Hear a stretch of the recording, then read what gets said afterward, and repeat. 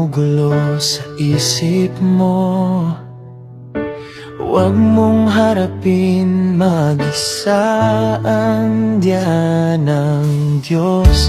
Nakikita ko sa mga mata mo ang takot, kung litong-lito ka na at parang walang katapusan ang pangamba. Hindi ka nag-iisa.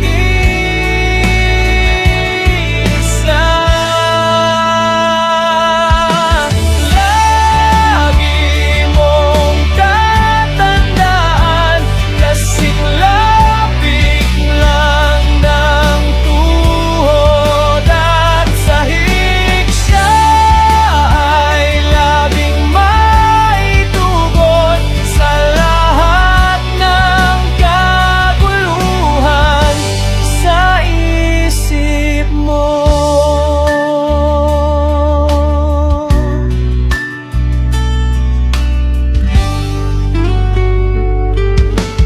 Kung nagmamahal ka at tila nangangamba ka, huwag mong bibitatawan